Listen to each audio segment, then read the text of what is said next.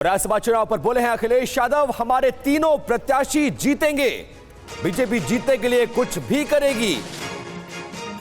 राज्यसभा चुनाव पर देखिए दोनों तरफ से वार पलटवार। एक तरफ बीजेपी अपने 8 उम्मीदवारों की जीत को लेकर बिल्कुल सुनिश्चित नजर आ रही है, जबकि समाजवादी पार्टी के मुखिया भी अपने तीनों उम्मीदवारों के जीतने को लेकर दावे कर रहे हैं।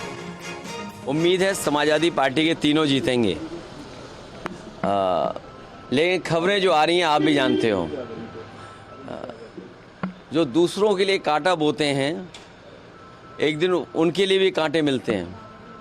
जो दूसरों के लिए गड्ढे खोदते हैं एक दिन वो खुद भी उस गड्ढे में गिरते हैं। चंडीगढ़ में भी आपने देखा था कि किस तरीके से अधिकारियों से मिलकर के, और बैलेट अगर न होता, सीसीटीवी कैमरे न होते तो शायद परिणाम कुछ और दिखाई देता। लेकिन सुप्रीम कोर्ट को बधाई जिसने कम से कम चंडीगढ़ और लोकतंत्र को बचा लिया।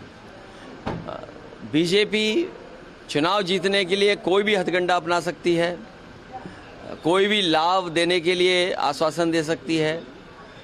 बीजेपी है, जीतने के लिए सब कुछ करेगी। सर, क्या आपके कुछ विधायक बीजेपी के भी संपर्क में हैं? ऐसे वो जो लाभ पाने वाले चले जाएंगे, जिनको लाभ मिलना होगा कुछ, वो ज़रूर चले जाएंगे। सर, या जिनको बहुत वादा किया होगा कि आपको चुनाव में ये कर दिया जाएगा, ये मिल जाएगा, वो चले जाएंगे।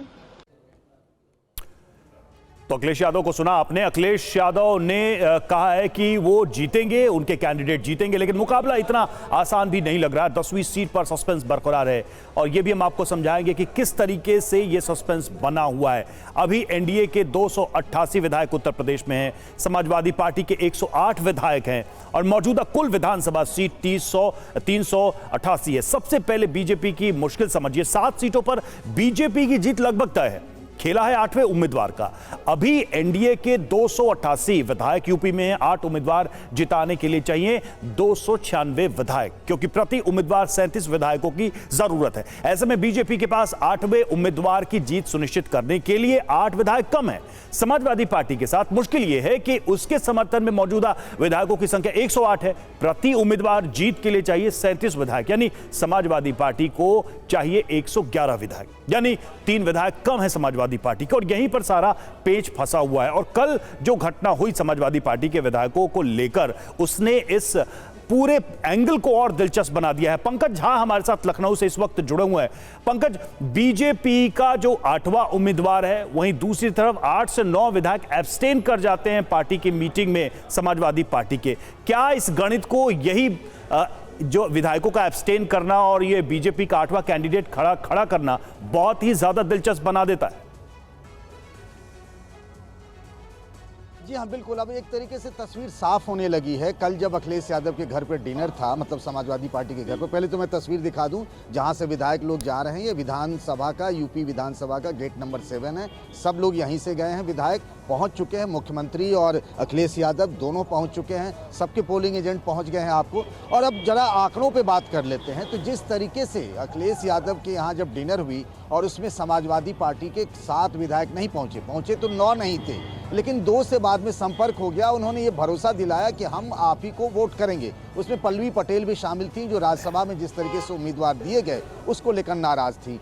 कई विधायकों के मोबाइल ऑफ थे, उनसे संपर्क नहीं हो पाया। वो लगातार बीजेपी के संपर्क में, आप जानते हैं कल से ही वो चल रहे हैं। एक नाम जो सबको पता था, जिस दिन रितेश पांडे, जो कि बीएसपी के सांसद हैं अम्बेडकर नगर से, वो बीजेपी ज्वाइन किए, उसके बाद से ही उनके पिता, जो समाजवादी पार्टी के विधायक है राकेश पांडे, वो सीन से गायब हो गए थे, किसी बैठक में नहीं आ रहे थे। इसी तरीके से जो अमेठी से कहे जा रहे हैं विधायक राकेश प्रताप सिंह समाजवादी पार्टी के, वो, या फिर अयोध्या की एक विधानसभा सीट से जो अभय सिंह है, उनका नाम है।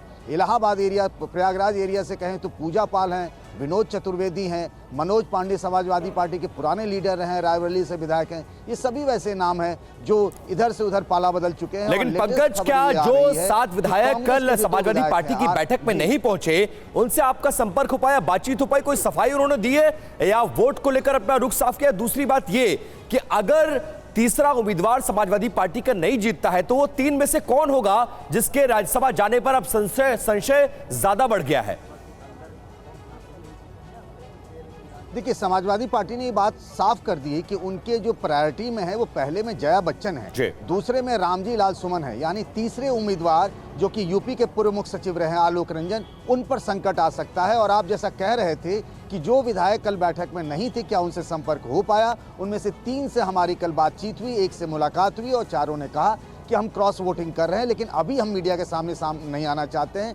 वोट करके फिर हम आपको बताएंगे कि आखिर हमने क्यों ऐसा किया। ठीक, बिल्कुल। और देखिए, इसको लेकर जब सवाल अखिलेश यादव से पूछे जा रहे हैं तो अखिलेश यादव के बयान भी सामने आए।